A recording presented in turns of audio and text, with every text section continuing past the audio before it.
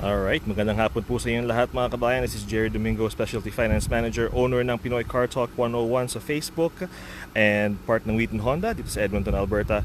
So as you guys can see, it's a very sunny, very beautiful Saturday afternoon here. The date is May 2, 2020. So yesterday I did a Facebook live video and I mentioned sa live video ko na I'm gonna start alternating between car posts, finance posts, tsaka credit posts, right? Para magkaroon ng iba't ibang klaseng variety yung ating content dito sa ating Facebook. And of course, para ma-upload ko rin sa aking YouTube channel that I'm working on. So, going back sa conversation namin ng isang kliyente ko, we were discussing yung trim na touring kasi sabi nga niya sa akin, when we were walking around the lot, nung binanggit niya sa akin na sa Pilipinas daw, when you say touring, right, na trim level, alam mong mahal. So kung sino yung nag-drive ng touring na yon, alam mo may pera, galante, right?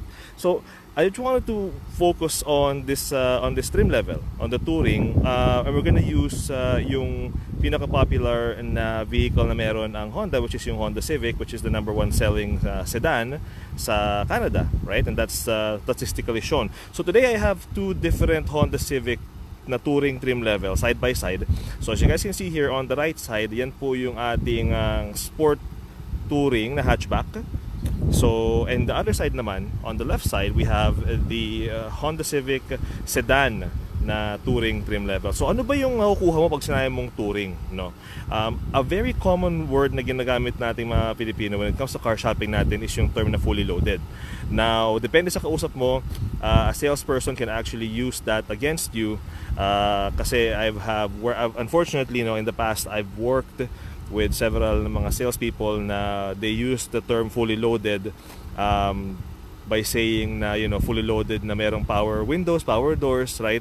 Especially when they're dealing with older na clientele. So hindi magandang sales tactics na ganun. So sa ating mga Pilipino, when you say fully loaded, we usually expect all the bells and whistles, di ba?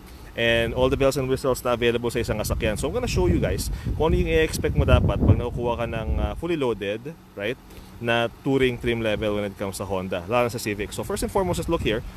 Unahin natin yung Civic Sport na hatchback kasi I think between the two of them, I think ito yung mas magandang tignan, no? So as you can see there, you got the LED headlights, daytime running lights, LED din yung kanyang fog lamps.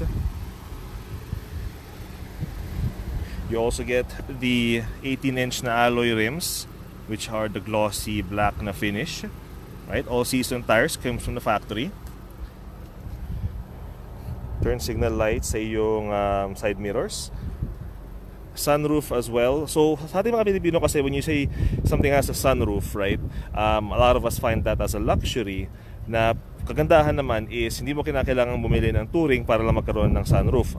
Yung EX, yung sport trim level as well, may sunroof din sila, right? As you can see here. So I did a video looking at the Honda Civic hatchback before, on the sport, and I wanted to show that again. So even sa touring trim level, pareho lang sila ng itsura. And this is the one actually that I prefer, compared sa Civic na sedan. Kasi this looks a lot more sportier if you can look sa likuran niya. And a lot of the younger clientele, yung mga bumibili ng Honda Civics, right, usually like this kind of rear end, ika nga, kumpara dun sa isa, right? Pero personal opinion ko, if kaya ng budget, I would go with the hatchback kasi mas gusto ko yung itsura ng kanyang likod dito. So as you can see there, emphasize dun sa sportiness ng look niya, right? Whereas sa sedan, it's a bit more classier, a bit more traditional, ika nga. So if you look here, space-wise, different ng configuration nila, of course, kasi ito technically wala siyang trunk. This counts as a fifth door, ika nga sa sakyan, and that's the storage space that you get. Whereas if you go on the sedan version, yung tinatawag ng totoong trunk talaga. So it's a bit more space here kumpara dun sa hatchback. Both of them of course have yung backup camera dito. Same thing din dito sa ating hatchback. Now the one thing that makes this a lot sportier is yung kanyang rear spoiler dito. So if you look at it closely, right, medyo lifted siya na ganyan, and it does have its own set of lights. Whereas yung spoiler nung touring sedan, it's a bit more conservative, ika nga. So you can see here. So very minor lang, right? So this is a more classic look, this is a more sporty, more younger look. So the one thing na meron ang touring na wala sa ibang trim level when you talk about touring is yung leather na interior. So you see here, you have the leather seats, right? And you have the heated seats dito sa rear passenger. Heated seats din siya. So as you can see, plastic pa siya. Straight from the factory ito. Okay? Now looking at sa sedan, again, you get the same thing, right? You get the leather interior, leather seats, but if you notice yung legroom niya, perception-wise, if you look at it, mas malaki dito. And that's because yung Civic Sedan is longer kumpara sa hatchback, but it also has yung heated seat sa likuran. So I'm gonna turn that off. Okay? So one thing din na pinunod ko kanina, for the Civic Sport hatchback, no, yung kanyang rims are glossy black, 18-inch. Whereas sa sedan version, it's more of a combination of the black and then the silver. Right? So it's again, it's gonna come down mainly sa preference ninyo. Which look do you prefer, right? So you got this more elegant look, you got this more sporty na look. Napunta naman tayo sa driver side. Driver side, sa touring trim level, expect na meron kang power seats, right? Which is meron din dito. Expect mo yung perforated leather. As you can see, yung butas-butas sa leather. Right? So naka-max yung AC natin kasi mainit. Turn down the fan. So as you can see there, yan ang front dash ng sport hatchback na touring. Okay? Get your sunroof here as well. So leather, perforated leather din sa driver side. You also get yung wireless charging pad. So if your phone is enabled for wireless charging, tanggalin mo lang sa case, patong mo dito. It can charge by itself nang walang kinakailangan na cord, right? Another thing na meron sa touring trim level is yung kanyang GPS navigation. So lahat ng touring na trim level ng sakyan ng Honda, mainly sa Civic din, as I said, meron navigation system pag sinabi mong touring. Push button start din siya, and yung kanyang susi, meron na siyang built-in na remote starter. Now, for Honda Civics, the EX, the Sport, has the built-in remote starter as well. Sa LX lang wala. So you can see there. Another thing na meron sa mga touring trim level is yung adaptive cruise control, lane departure alert, and yung ating safety technology na, as I mentioned, nakamount dito yung mga camera. So as you can see there, that's the turbo interface, just to let you guys know. So mag-i-engage dyan, makikita mo yung activation ng turbo mo. Because for the touring trim level, para sa Civic po, both the Civic hatchback and the Civic sedan both have a turbocharged engine. 1.5 liter displacement, 4-cylinder turbocharged engine. The main difference is the Sport hatchback, kung nasan ako nakaupo ngayon, has 180 horsepower, while the sedan, the white one over there, the touring sedan na Civic, only has 174 horsepower. But they both run the same engine. It's just a matter of yung configuration ng engine and power output nila. They wanted to make a difference between the sedan versus the hatchback, given the hatchback is supposed to be geared sa mga mas sportier na mga clients, right? So it's a little bit more extra horsepower sa turbo ng Honda Civic na hatchback touring kumpara sa sedan na touring. So as you can see there, so also pag touring trim level na binili mga sakyan, may icon button, of course, heated seats for both driver and passenger din dito. Okay, leather wrap steering wheel, fog lamps as well, and you get the side camera na meron sa mga Honda Civic, as you can see there. So makikita mo yung sa blind spot mo. That camera is only on the right side. Okay, and yung mga safety technology mo, as you can see there, sorry, lane departure alert, rear cross traffic, right? So let's go over dun sa sedan naman. Kasi I'm giving this Honda Civic hatchback, a bit too much love. Again, personal preference kasi mas gusto ko yung itsura niya, as you can see there. In comparison to other hatchback models, like just, you know, top of my mind na hatchback na sedan, Toyota Corolla na hatchback, like walang ibubuga kumpara sa Honda Civic na hatchback, right? If you're gonna put your money on a hatchback na sedan, ilagay mo na lang sa Honda Civic na hatchback. Horsepower pa lang panalo ka na kumpara sa Toyota. Same thing din sa Mazda na hatchback. Even though the Mazda 1 for the 2020 model, very sleek, very slim yung design niya. Again, my money is on this one, right? Punta naman tayo sa sedan version. So sedan version, as you can see, more classic, right? Classic na 4-door na sasakyan. Still the same thing, guys. LED headlights, LED fog lamps, right? We got a bit more chrome sa trim natin. As you can see here, this is just black, right? Whereas the sedan has the chrome trim around the fog lamps. You can see there. Bit more chrome here as well. Kumpara dito, wala. It's all black, right? But you do get the turn signal lights as well. Chrome handles. Now this one here is in the Blizzard Pearl na paint scheme. So mas a little bit extra, $300 extra. So not a big deal. And of course, both vehicles have yung touring na badge. Just to let people know na, you know, you're driving the top trim level when it comes sa sakyan mo. Dito naman sa driver's side nito.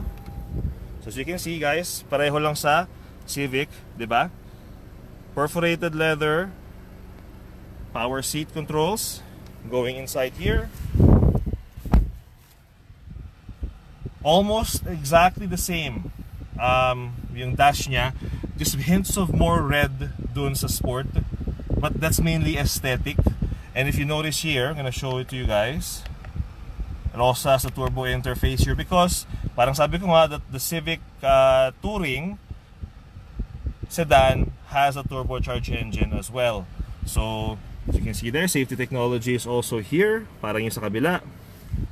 You also get your wireless charging. You got your heated seats, your econ button.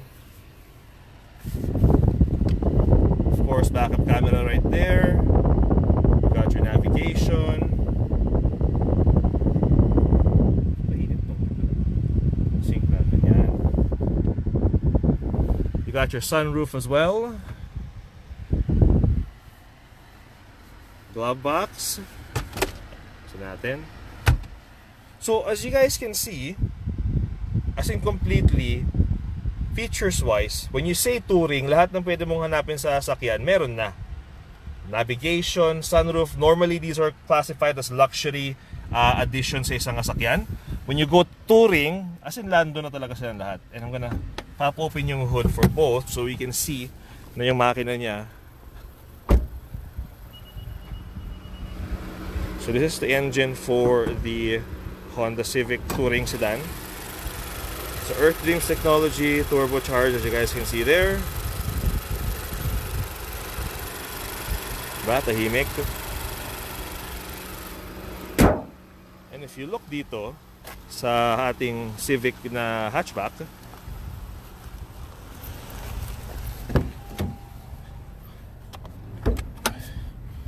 oh, that's also one design thing that I like sa hatchback. Yung metal design ng kanyang gas tsaka brake pedal just looks a lot nicer. Again, mainly aesthetics, no?